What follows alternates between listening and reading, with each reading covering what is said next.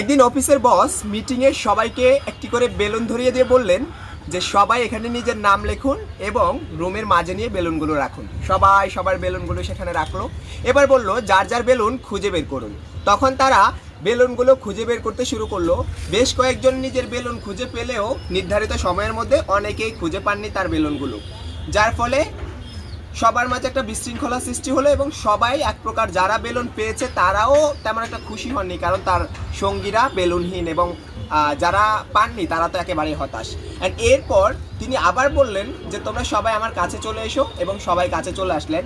এরপর তিনি আবার সবাইকে একটি করে বেলুন দিয়ে বললেন যে এইবার তোমরা প্রত্যেকে আবার নাম লেখো এবং বেলুনগুলো নিয়ে মাঝে রাখো, এবং ঠিকই রাখা হলো। অ্যান্ড তখন প্রথম গিয়ে যে বেলুনটা ধরলো, বেলুনটাতে যার নাম ছিল বেলুনটা তার হাতে তুলে দিল। অর্থাৎ সবাই যখন বেলুনগুলো একে একে নিচ্ছিল, কার বেলুন এটা, ওর বেলুন, এটা কার বেলুন, ওর বেলুন, অর্থাৎ যার বেলুনের যার নাম লেখা আছে যেই ধরেছে বেলুনটা তার হাতে তুলে দিল। অ্যান্ড কিছুক্ষণের মধ্যে দেখা গেল প্রত্যেকের বেলুন প্রত্যেকের হাতে পৌঁছে গেছে। এটা অনেকটা সুখের মতো।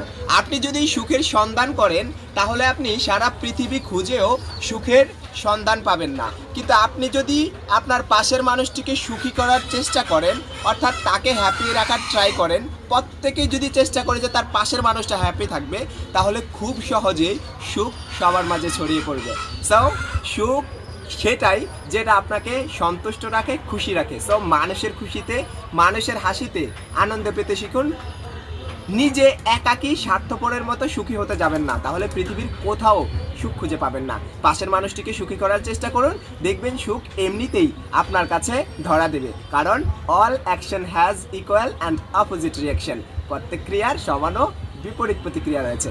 আপনি যদি অপরজনের জন্য সুখ খোঁজেন, আপনি যদি অপরজনের হাতে সুখ তুলে দেন, তাহলে অপরজন আপনার হাতে সুখ তুলে দেবেই। যদি তিনি না দেন, তাহলে প্রকৃতি অর্থাৎ স্রষ্টা আল্লাহ সুবহানাহু ওয়া তাআলা তুলে দেবেন।